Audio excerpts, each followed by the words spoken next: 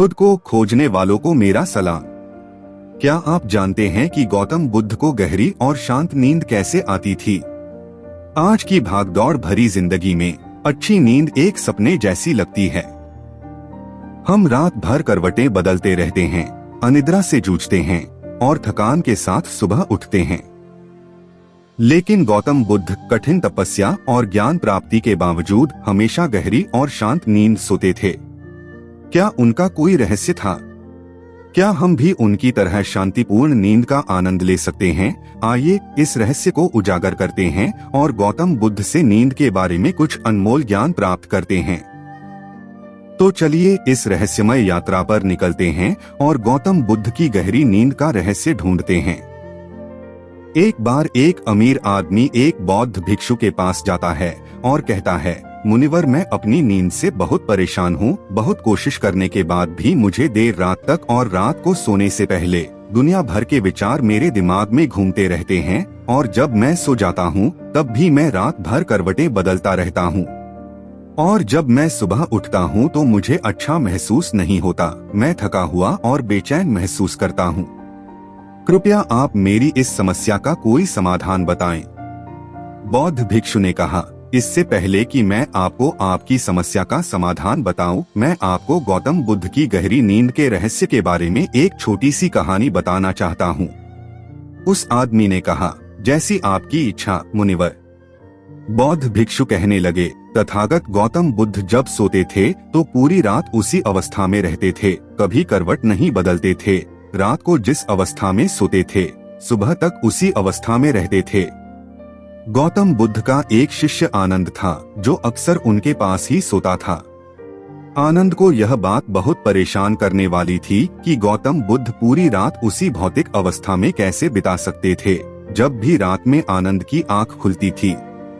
इसलिए वह हमेशा से जानता था कि गौतम बुद्ध एक ही अवस्था में सोए हुए हैं। यह बात उसके मन में कई सवाल पैदा करती थी, लेकिन एक दिन भिक्षु आनंद अपनी जिज्ञासा को रोक नहीं सका और वह गौतम बुद्ध के पास गया।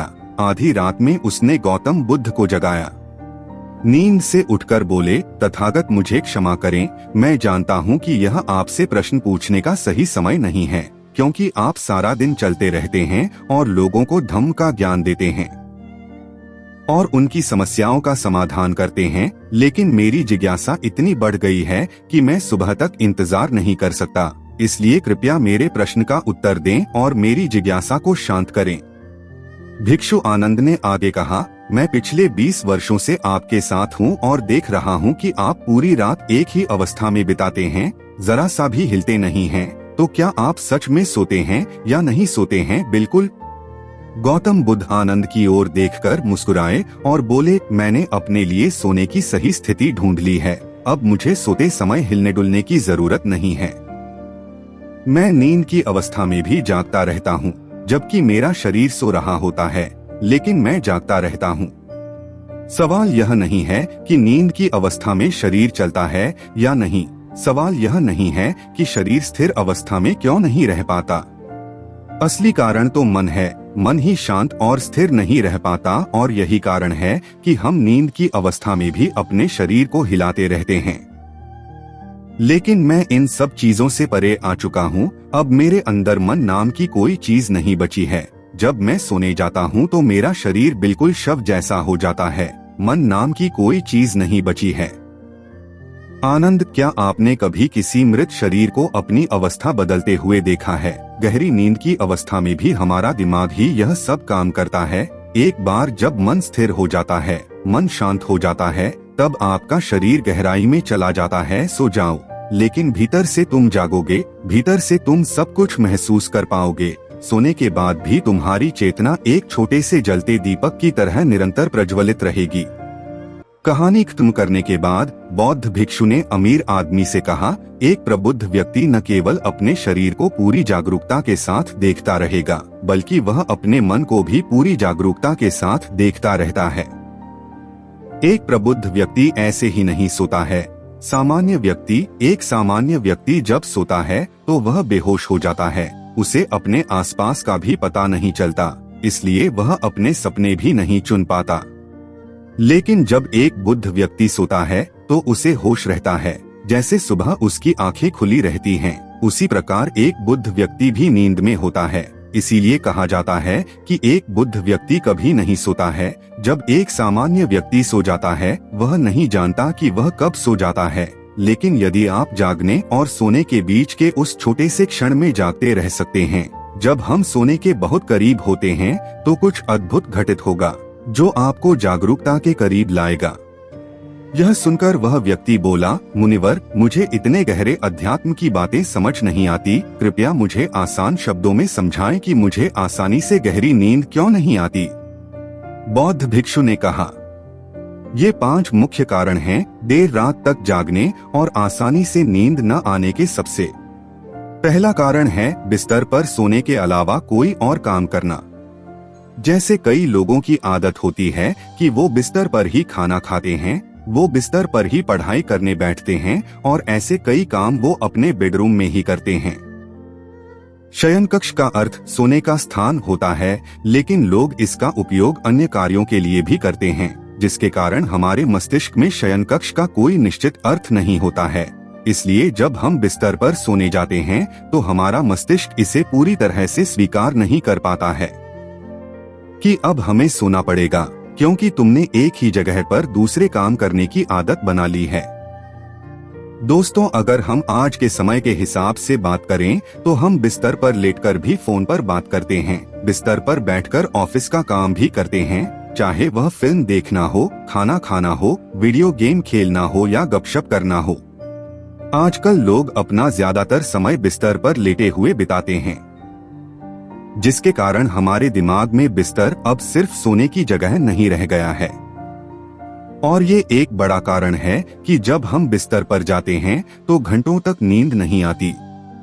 बौद्ध भिक्षु ने आगे कहा, बौद्ध आश्रमों में भिक्षु सुबह उठते ही अपना बिस्तर छोड़ देता है और फिर रात के समय ही वापस बिस्तर पर जाता है, जिससे उसके दिमाग को पता चल जाता है कि बिस्तर पर जाने का मतलब बिस्तर पर जाना है।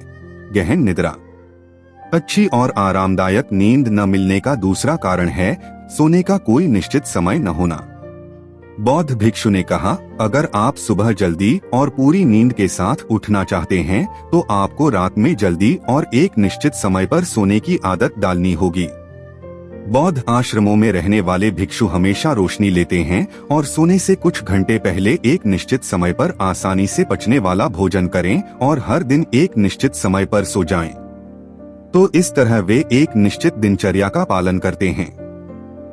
दोस्तों, अगर हम हमारी आज की जीवन शैली की बात करें तो ज्यादातर लोगों के पास न तो सोने का न ही उठने का कोई निश्चित समय है और न ही वे इस बात का ध्यान रखते हैं कि रात का खाना हल्का और जरूरत से थोड़ा कम हो, बल्कि उनका मुख्य भोजन है केवल रात्रि में है। वीकेंड पर वे देर रात तक जागते रहते हैं क्योंकि अगले दिन कोई काम नहीं होता है। अगर वे रात में फिल्म देखने लगते हैं तो चाहे कितनी भी रात हो जाए, वे फिल्म पूरी करके ही सोते हैं। समय और जीवन के बीच कोई सामंजस्य और नियंत्रण नहीं है। और फिर ये वही लोग हैं जो अगले दिन अधूरी नींद के साथ उठते हैं और पूरे दिन बेचैनी और थकान महसूस करते हैं। योगिक संस्कृति में नींद को एक चमत्कारी दुनिया कहा जाता है। अगर आप नींद को समझ जाते हैं तो आप नींद में अपने अंदर बहुत कुछ पैदा कर सकते हैं, और अगर आप नहीं समझे तो आप इसे खराब भी कर सकते हैं। बौद्ध भिक्षु ने आगे कहा, गहरी नींद न आना और सुबह उठने पर अच्छा महसूस न करना। तीसरा कारण है सोने से पहले नकारात्मक चीजों के बारे में सोचना। जिस तरह के विचारों के बारे में सोचते हुए आप सोते हैं, जब आप अपनी आंखें खोलते हैं सुबह में, ये पहले विचार हैं जो आपके मन में आते हैं।